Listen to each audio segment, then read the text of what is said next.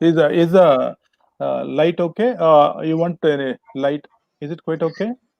Yes, sir. We are live now, sir. Good evening, everyone, to all our viewers and participants over here. A warm welcome from Global Education Training Institute.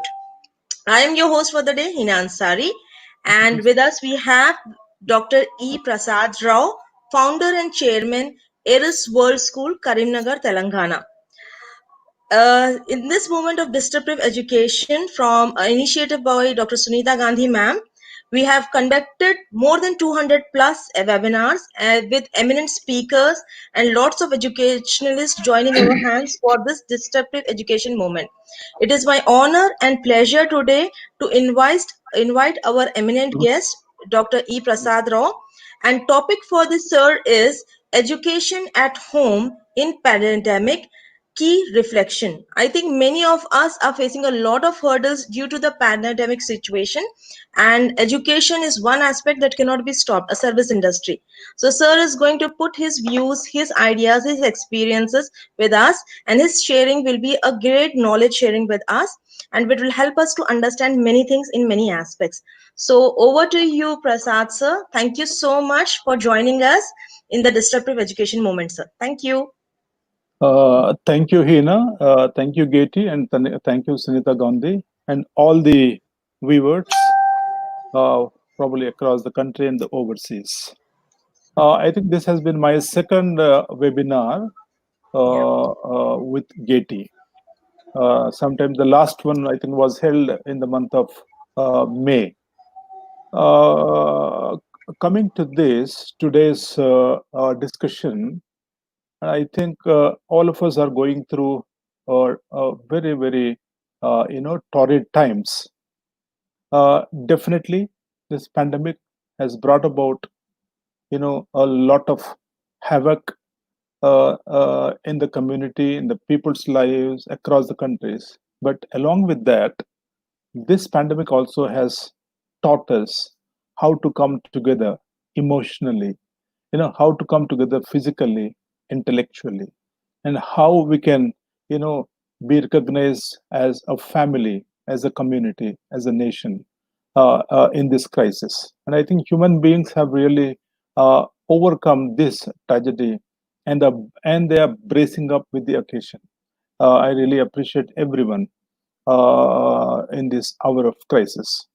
Number two, nothing will stop, whether pandemic or no pandemic. The life has to move on.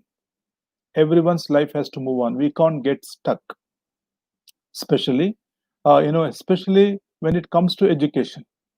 It is such a discipline that every human being, whether he is adult, adolescent, or early childhood, boy or girl, or maybe old age person, the education really goes on and on and on. It ends up in grave. So education doesn't really stop.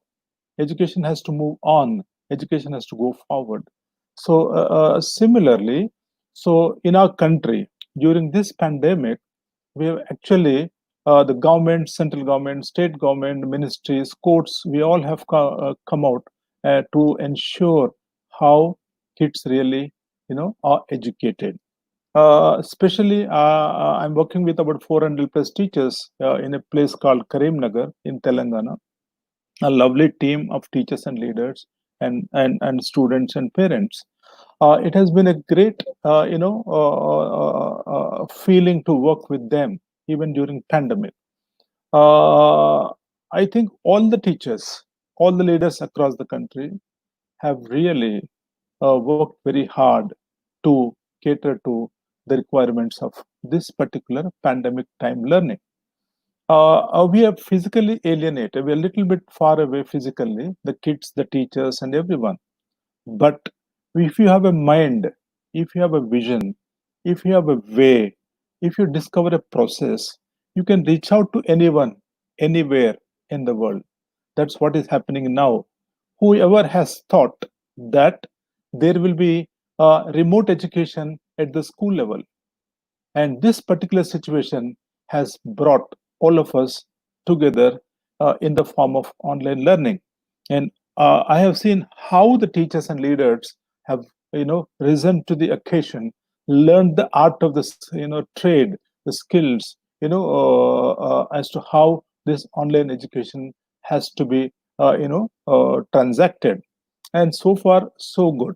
And I also appreciate every teacher, every leader, every parent, and every student for standing to the test of the times and allowing the learning to happen and continue. So, hats off to everyone who actually, whoever is contributing to education, whoever is allowing the learning wheel to continue. Really, hats off to everyone. Learning has to continue. As far as I'm concerned, this learning has been tremendous in the last 4 months or so. Whatever happened in the last 4 months, to me personally, has been one of the best of the times in my whole life. Lot of reading, lot of deliberations, lot of webinars, and lot of skilling, and knowing the whole world sitting at home. I think I wouldn't have asked for a better part of life rather than these 4 months. So, having said that, and welcoming you all into this webinar, Education at Home. Already, education you have all started, you have all planned, you have all, discussed, debated, and planned, and you have already started your lessons. Lessons are happening, teaching is happening, transaction is happening, kids are learning. Uh, uh, so far, so good. But I feel that I just today I wanted to share a couple of things, with you out of my experience. You know what I have actually felt about learning, about the learners, and about what actually you know uh, our contribution towards that. So when we talk about education at home, this particular you know situation may continue for a couple of months. We don't know how long will it continue, but we should be ready with our own preparation to reach out to the children. So I have a few points to to talk to you today. I think these points are out of my own experience in my 38 or so years of experience as to how we can handsomely reach our children in this context. So coming to this, uh, firstly, coming to this, I just would like to start with a small quote. All of us know Charles Darwin. That evolution, the theory. What he says is, it's not the strongest of the species that survive, not the most intelligent that survive, but it is the one that is most adaptable to change. We think that the most brilliant will survive, the strongest will survive, the species. Even dinosaurs have gone, many species have gone. And then this human species, even among them, who will survive a situation like pandemic? And what he says is a person who can adapt to change. We can't get stuck here right now. We have to move on. We have to move ahead. So what he says is that how if you can adapt to a change, you can't rebel against it. You have to accept it, be part of it emotionally, psychically, physically, and then go with the flow. That's a very important thing. So that's what he says. With this quotation, we need to ask ourselves as to how adaptable am I to this change?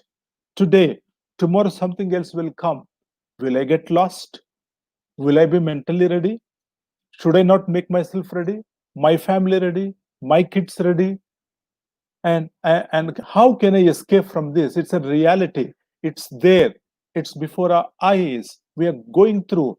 Therefore, we can't escape from it. We have to be part of it, but adapt to this particular change. So when you want to adapt to this change, then I have to ask some important questions. This is the change, and this particular time demands from each one of us. a sort of a little bit of sacrifice, a little bit of open thinking, a little bit of introspection. That is self examination. So we'll go into what is this introspection. We'll go into this. Look at this. Now,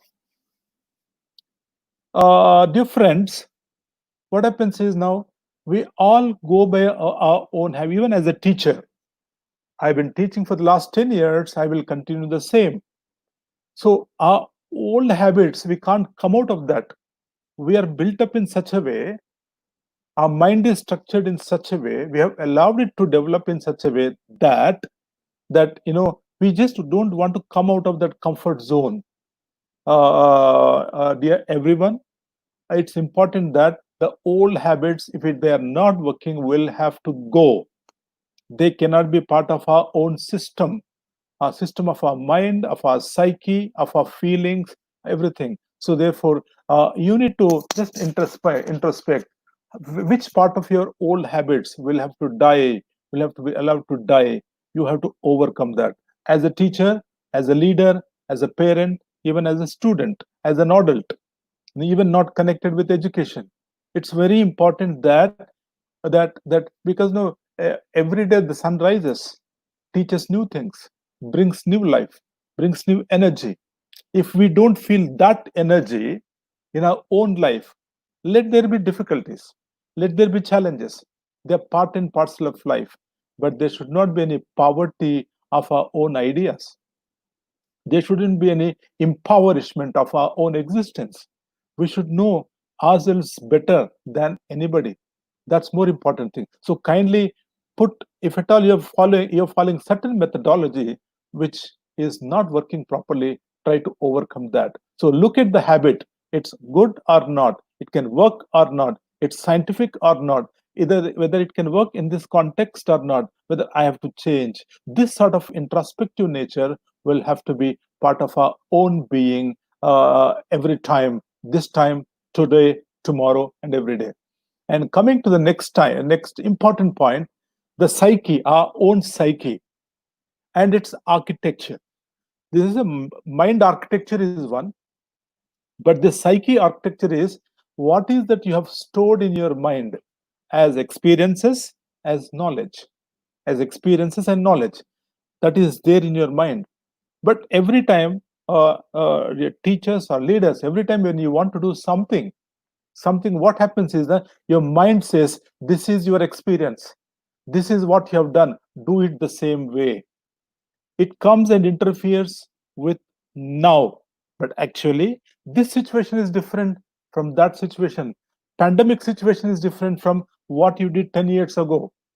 And these children are different from whom you taught 15 years ago.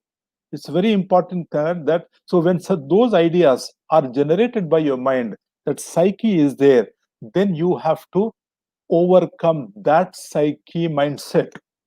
So you don't allow that to interfere too much. Let it come. You observe, let it go. But in this context, what you can do, how you can do, how better you can do, how does it really reach the person that it is supposed to reach in a way, in a very comprehensive way. That's a very important point. So when I say psyche and its architecture, I mean that whatever things are stored as knowledge, as experience, when that is actually interfering now in our present. Suppose you want to go with a new lesson plan, but your past lessons will say that, look, that is the best. Never ever. That was the best then.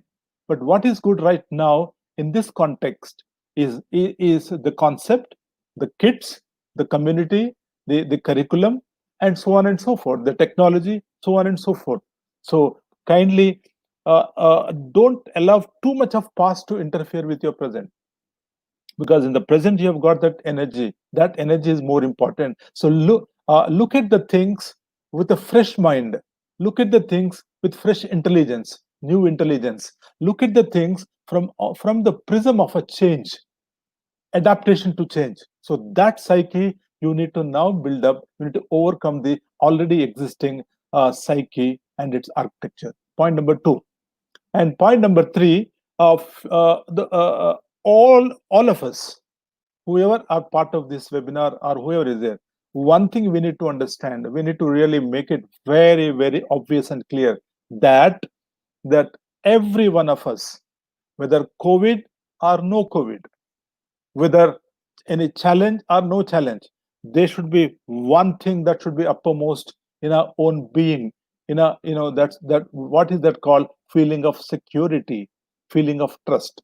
That I have a feeling of security as a teacher. I have a feeling of security as a leader. I have a feeling of security as a parent who is rearing my children. And the child should feel I have a feeling of security when I'm learning. So that feeling of security and also the trust in you, and most importantly, the whole world says I don't trust you, but if your inner self says I trust you, then you can go ahead. It's a very important that as a teacher and leader and parent, as anyone entrepreneur, that you should have that feeling of safety, security, and also trust in you and trust in your kids in the class, trust in your own kids, trust in your own colleagues. It's a very important thing. Don't look at others' errors, others' misbehavior. Look at you need to have your own trust. Trust is your quality. Trust is your part of life. Trust is part of you. Not may not be somebody's. No regrets. That's how it is. And the next point is all we actually. I have been reading a book written by Gopalan, One Plus One Infinity or Eternity, based on Krishnamurti's philosophy. It says now, right now, we have energy in the present. In the present, we have energy. If that energy is interfered by our past thoughts, then the present energy is dissipated. So we all have to believe that when I'm teaching, when I'm writing a lesson plan, when I'm doing something, okay, I need to live in the now. If that now gives you all the ideas, all the way forward, differential ideas, then I think you are using the present very, very perfectly. Most of us live in the past. Most of us live in the past. Even as a teacher, we cannot live in the past. That is over. Past cannot have energy. The present has energy. The present has life. The present has creativity. The present has got many, many ideas. So therefore, my appeal to all of you is just believe in the now. Believe in the now is more important.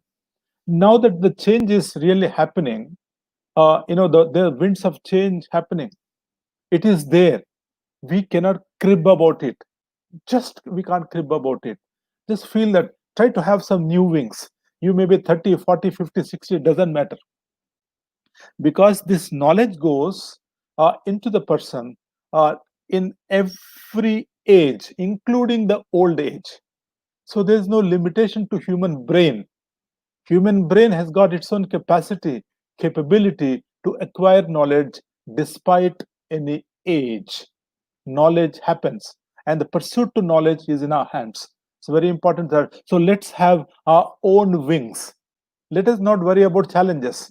If you worry about challenges, you can never have wings to fly. And when new challenge comes, we will fall down. So let any challenge comes, let any change comes, psychologically, emotionally, physically. I am prepared. I am prepared for it. I am facing it. I shall face. I will face. And facing is my culture. Facing is my education. Facing is my inner voice. This has to be more important thing. And coming to this, especially the leadership, leadership has to give a lot of autonomy to teachers now. Since the teachers are working overtime, they're working hard overtime. It's important that every teacher should have that autonomy to experiment, autonomy to innovate. We cannot do with the present curriculum with like what we have done with the curriculum 2 decades ago, 3 decades ago. These kids are different, curriculum is different, context is different, and atmosphere is different, and expectations are different. So therefore it's more important for the leaders to give autonomy to for the teachers to experiment and innovate both lesson plans, teaching, assessment, and etc. Then also the teachers need to do a lot of pre-teaching exercises before you teach. in this pandemic, you all have to do a lot of things. One thing I would like to tell all of you that much of teaching does not mean that we dole out the whole content or concept non-stop. That is not teaching at all. That is not teaching. So a lot when you actually a lot of pre-teaching exercise, you prepare it thoroughly, deeply, analytically, putting all the points into it and considering the kids, their interests, their types of learning, their mode of learning, and then prepare. Absolutely, you are going to be one of the best teachers in the country. It is possible. Only the thing is that we don't invest time in that. It's important that we invest time in that. Once you do that, you will be one of the best. There's no doubt about it. And most importantly, I would like to tell everyone we have one poverty. What is that? We have got emotional illiteracy. It's not that that only intelligence is sufficient. Intelligence is good. Intelligence has to be acquired, has to be expanded, has to be upgraded absolutely through effort. There's no doubt about it. But what's more important is our emotional literacy is a very important thing. You cannot you cannot feel for everything. As a teacher if you are actually alert, smart, intelligent, you're warm, you're very cordial, you're smiling, your gestures are good, civilities are excellent. When all those things are there and you have a balance, when you take everything with a balance, when you have got that emotional literacy, your children are going to be very, very, very advantaged. So, especially in India, we have a major challenge of emotional illiteracy. And all of you need to understand that's what I said introspection. How is my emotional meter? Whether my emotional meter is weak or strong, balanced or imbalanced, whether I can work in my own emotional upgradation, emotional balancing. And without this, how much ever you may work, you will never ever have the satisfaction in your profession or personal life. So kindly, all of you try to work on your emotional literacy and its improvement. And coming to the last point, when you start a lesson, maybe as a math or science, social, whatever it is, when you start a lesson, you have to think very clearly, whether you are actually, it's a head start or heart start. You start with the head or you start with the heart. Or when you appeal to the head of the kid or appeal to the heart of the kid, it's a very important thing. This dimension, especially during pandemic, is very, very important, friends. Because if you do not appeal, in the next slide, I will tell you the current situation. Why we should start with head start, with heart start. Why not with head start? Because the mind should be able to receive, the body should be able to receive, the heart should be able to receive. And in what context can they receive properly? Can they make learning happen? We will come to that a little later. But always remember, in your class tomorrow, the day after, whether it is a head start or heart start, after both the things are required, both the things need to be integrated.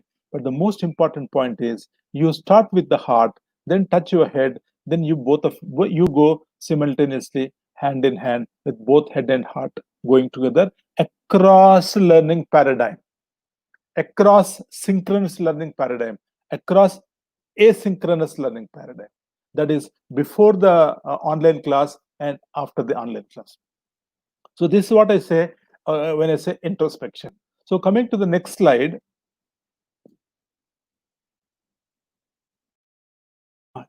Yeah, there is one teacher. Now, as we go into teaching. There's one teacher from Brooklyn. She says, we care more about how well school children can read and write. The whole thing, they have to read, write, marks, grades, than whether they will be alive next week.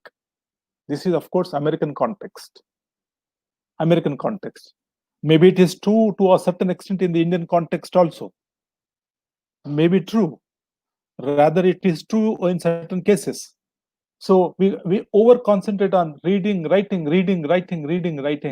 but we don't look at their emotional health, their security, their safety, and their willingness to learn, readiness to learn. These important parameters are necessary for a teacher to gauge and then appeal to the kids so that they can really pass it on to they can start their process. Now, before you teach, what's more important is, before we start teaching, I think couple of things I felt very important in the last 3 to 4 decades that I've been in touch with. Especially, what is the connect between you and your children? The connect. You may say we have a good connection with the kids.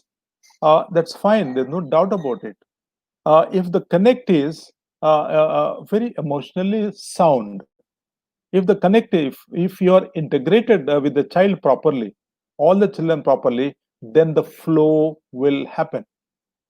So normally what we do is the teachers put mind before heart, then it doesn't really work with all the kids. Those who are smart enough, intelligent enough, they will somehow learn. But the kids who are actually who require certain emotional help, understanding, push, some camaraderie, and they expect that sort of emotional, empathy. So if the teacher's voice, modulation, reach, outreach, words, feelings, expressions, gestures, you know, what all those things, that those things will actually create a beautiful, conducive atmosphere in the classroom context, be it online or offline, doesn't matter. So, how does your voice, emotional voice, reach the child? Normally, our voice is academic voice, instructive voice. It's not instructive voice that we require today, not very academic voice. What we require is emotion academic voice. The academic voice will have that tinge of emotional connect. That's a very important thing. You have to see that whether that is there as a part of the process of your transaction of your lesson. That's point number one.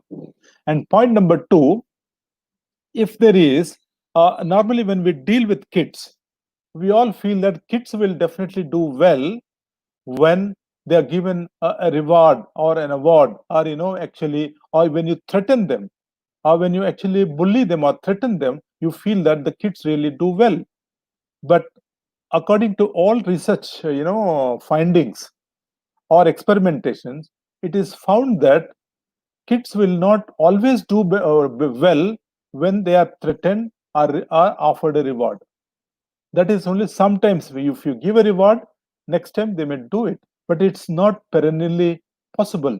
So what works better with every kid, even a teacher, even a leader, even any adult, any human being for that matter, that there should be a motivation, and that motivation must come from within, that intrinsic, not extrinsic motivation. If that intrinsic motivation is there, if you allow that to come out in the kid, that he is able to feel that motivation, self motivation coming from within, and I think that will be the best of the times the child will be going through. The duty of a teacher in a class or in the online class is to ensure that every child of your class is intrinsically motivated, not by threats or rewards. Even if the parents do that, we have to tell them, sorry, sir, this is not the way to treat the kids. Also, remember very well, if they are not intrinsically motivated, learning is not going to happen the way it should really happen. It doesn't happen. There will be a lot of gaps in learning. So that intrinsic motivation is what we actually are expected to create in the kids. This is point number two. Number three, across the online class, across the online, because all of you now, you may have worked with computers, everything and all that. I don't want to go into that. Computer literacy, computer, all those things you have been doing it. I don't want to go into that. When synchrony interaction is very important, because we are dealing with human beings. Computer is only one medium, small medium. It's one small tool. But the major thing is the teacher child connect. Even that is better than curriculum, more than the curriculum, the teacher and the child. So if there is a proper synchrony, proper connect, proper emotional connect between you and your child in the online classroom, and that class will definitely be highly successful. Because I'll tell you one thing, why this is a problem. See, most of the children now at homes in the last 4 months, they've got certain challenges. What are those challenges?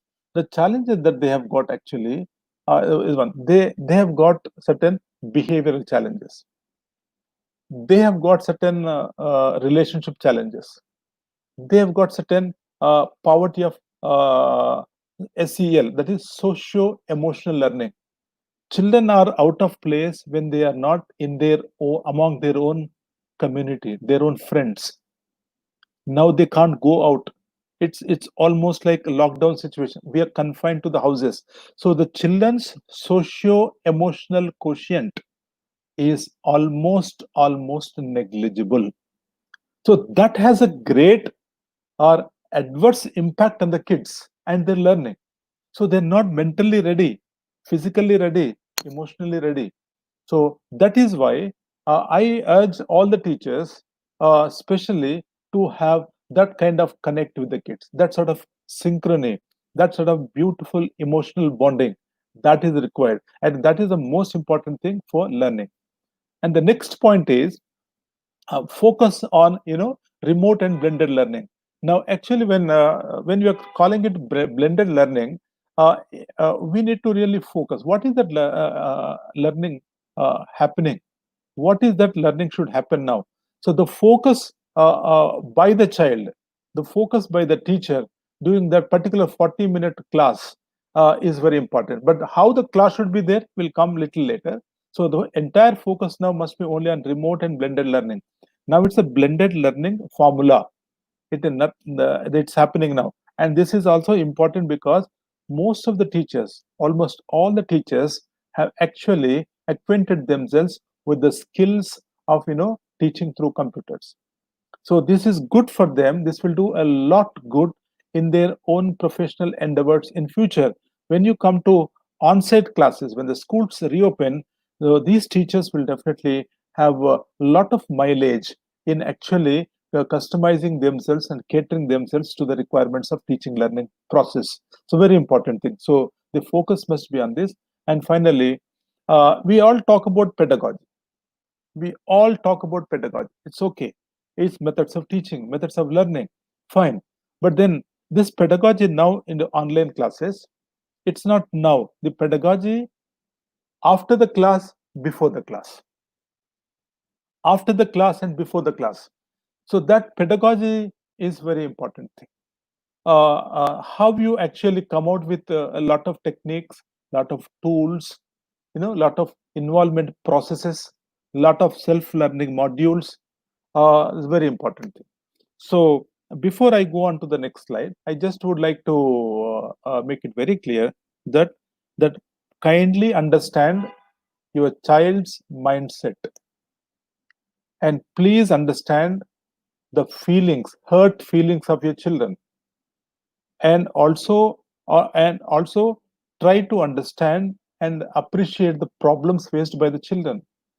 And if you can talk to them clearly and openly, whether I can help you through some counseling, through some sort of individual one-on-one phone call, that will be the best thing.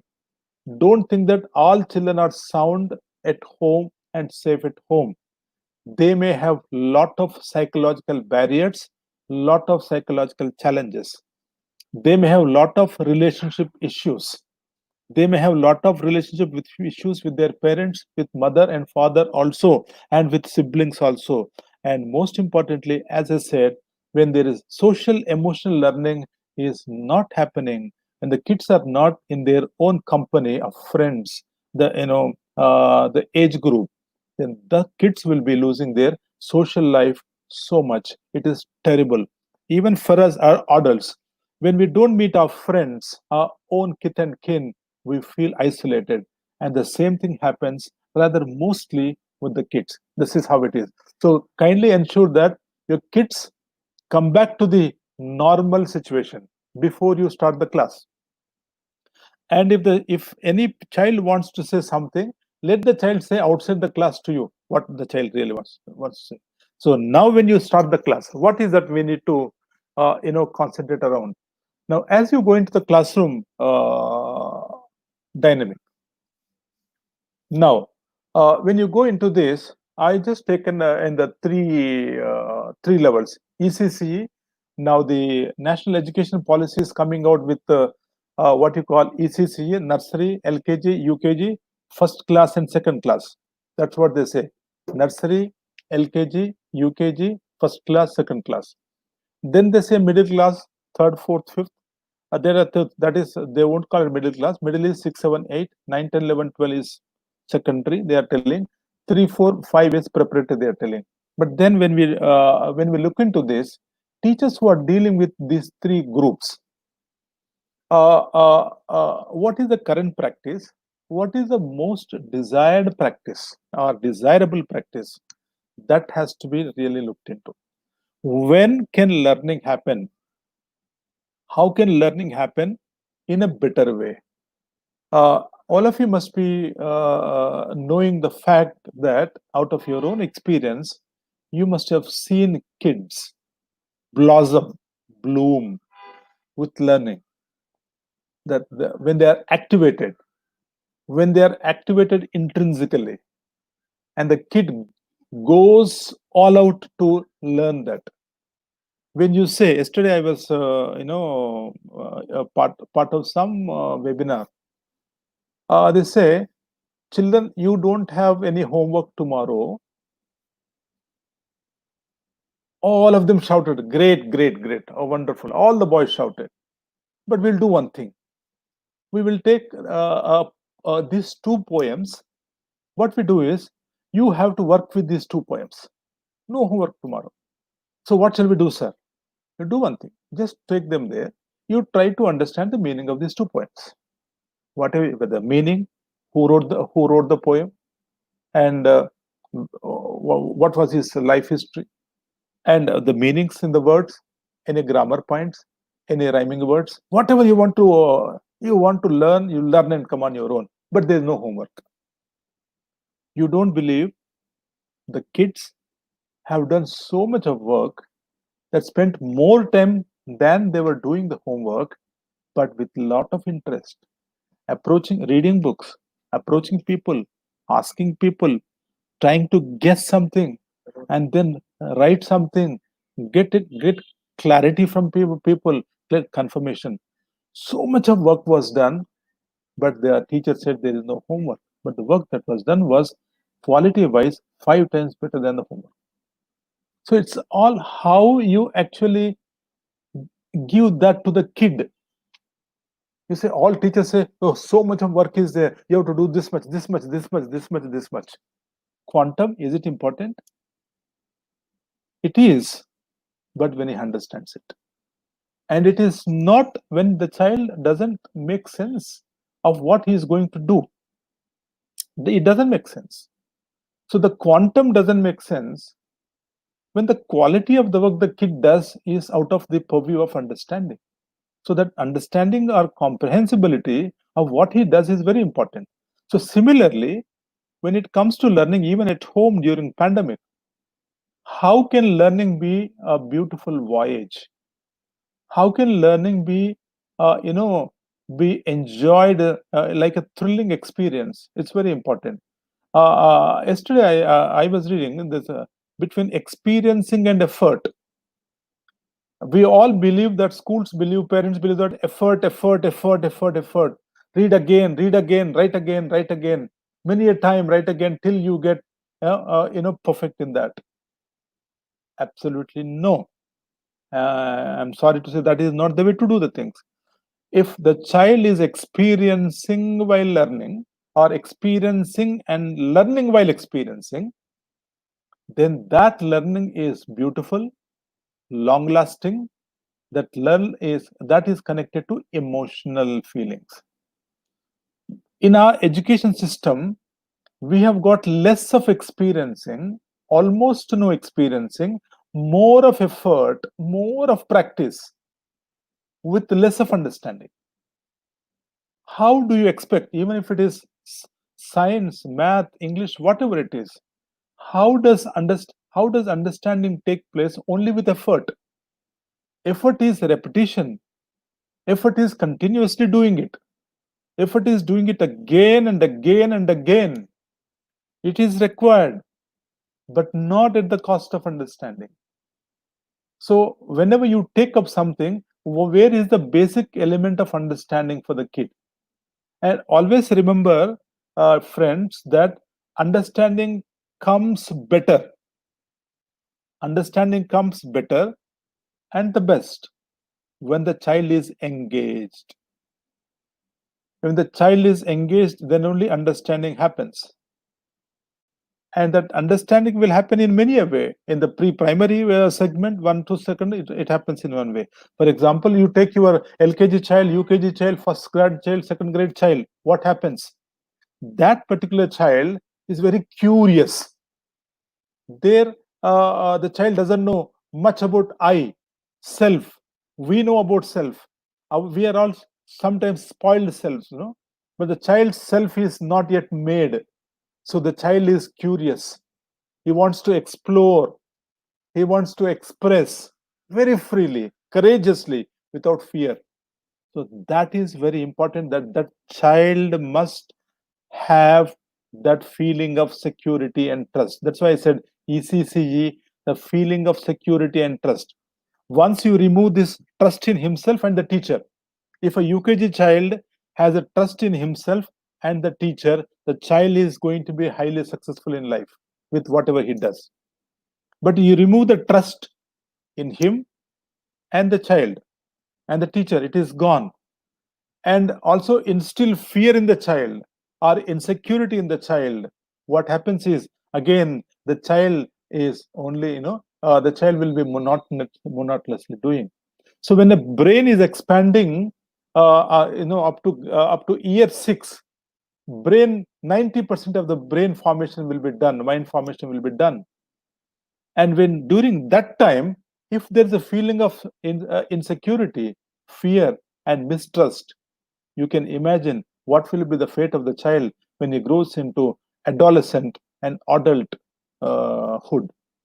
That is not the way. So I think this nursery, LKG, UKG, first and second grade teachers, please ensure that when the kids are there at home, that you have to tell the parents very clearly. They see, look, mother, you have to do only one thing: just appreciate your kids, be with them, just pat them, then encourage them, motivate them, listen to them, and whatever the ideas they come out with, just give them a pat.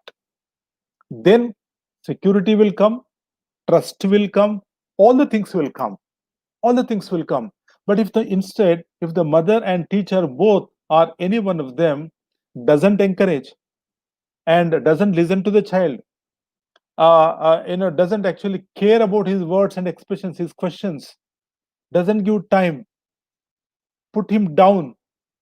So, what sort of person do you expect that kid to be? That he will be terribly upset, he will be fearful, and he won't trust himself and the teacher and the mother also.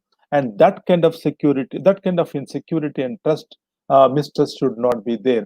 Please, all the teachers, whoever is now connected to this webinar, please ensure that these two things are there. And this is not from this is said by Krishnamurti. It is being followed in Krishnamurti Foundation schools successfully for over the decades. And the kids are learning very lovely, very lovely. So, as I said, Dr. Abdul Kalam went to a school in Singapore. I was just tracking a program today. Singapore GIIS, one global international Indian school, something, so huge school. So Dr. Abdul Kalam seems to have asked one child when he met, "Are you happy?" The child said, "I'm very happy." Second child, third child, every child he asked only, "Are you happy? Are you happy? Are you happy?" The crux of the point is, if the kid is happy with himself, he can be happy with the school, he can be happy with the teacher, He can be happy with the curriculum. He can be happy with everyone. So if the child is not happy with himself, he cannot be happy with others. So being happy is a quality that the child should possess.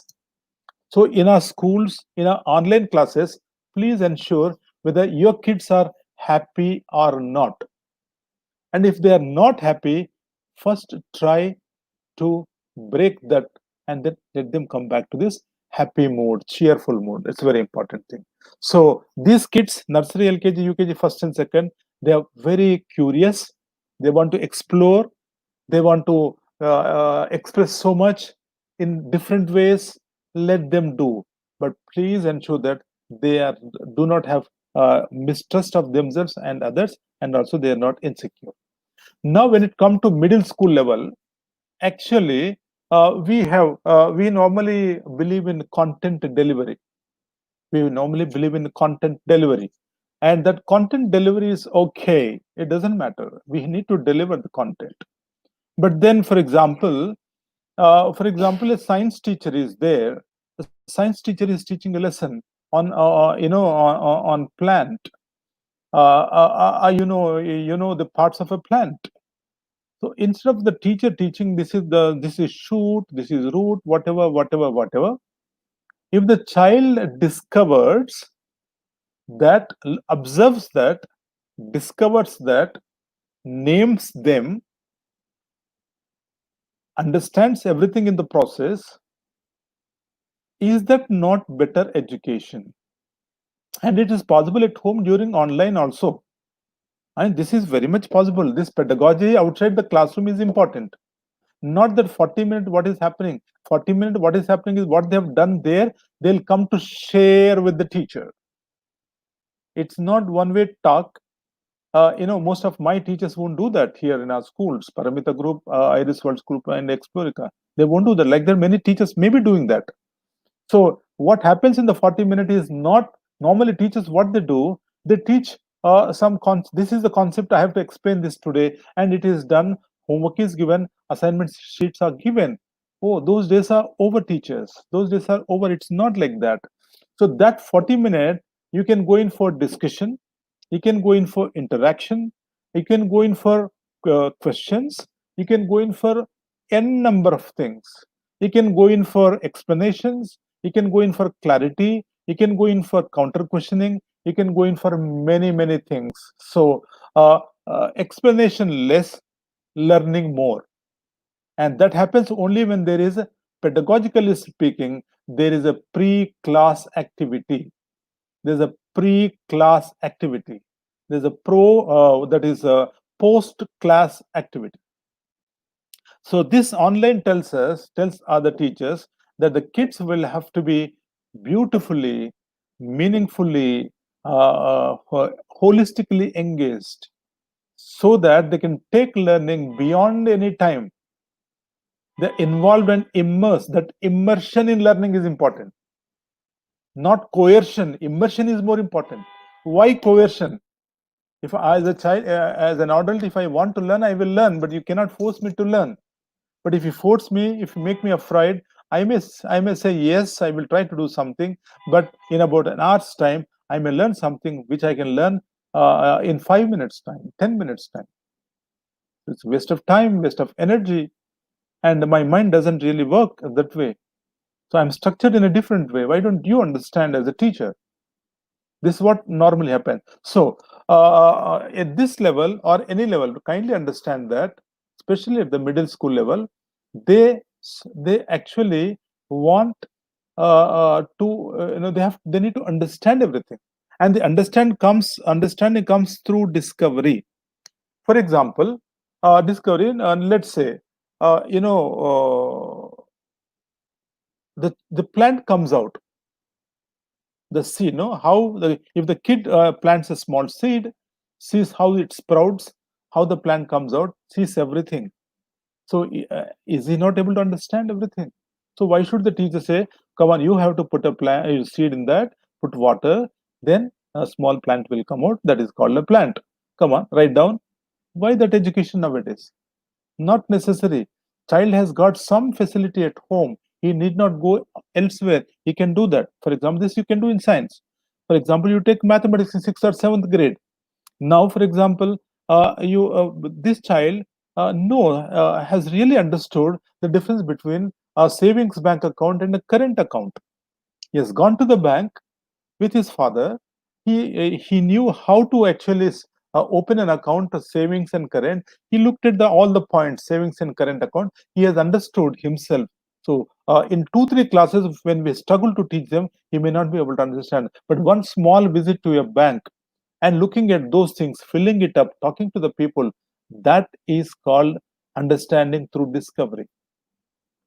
That is teachers minimal intervention and teaching, and child's more participation and more learning. So during even pandemic at home, the kids can really learn through discovery. Please, all of you, my point is, wherever there's a possibility, whether it's science in the ninth grade or 10th grade or 8th grade, mathematics, for example, even if you say language class is there, literature class is there, suppose a poem is there, you ask the kids now, we have to do one thing. We learned this poem today. Come, let all of us prepare one school song, let us say, whether they will come out with that or not. The kids will definitely come out with a school song or anything for that matter. So that creativity is very important thing. That kind of work is very important thing. Learning those two poems by heart is one thing. It's again memory based, memory. Memory also is required to some extent, but large portion of learning should be through creativity, through expression, through understanding, through discovery, all those things. That's very important thing. So please ensure in your lesson plan, in your 40-minute class, where is the discovery element for the child in that 40 minutes? Before that, after that, every time. For example, in this particular lesson, there are 4 values. And if the child finds that, oh, in this lesson, that I should never, ever, I should never, ever miscommunicate to the people. In this lesson, I have understood that, or so and so has actually lied many a time, which is a bad character. So if the kid is able to understand these things himself, that is his discovery, that is his understanding. Why should we say that don't do like this, do like this, don't do like? Why do's and don'ts? The more we say do's, the more we say don'ts, the more we have to say them again and again and again. And I don't think we'll be able to really do much about that. So that's very important thing. So at every step, at every turn, at every twist, at every corner, the process should be that there is a discovery element. So in this particular solved sum, if the child is given a sum which is solved, and the child will go through this and then come out with this. In this, I have seen that this formula is applied, or these two formulas are applied in this, or in the primary classes, in this particular sum, in this answer, 3 fundamental operations are applied. It's division is applied, multiplication is applied, and then is applied. These 3 are applied. Is that not discovery?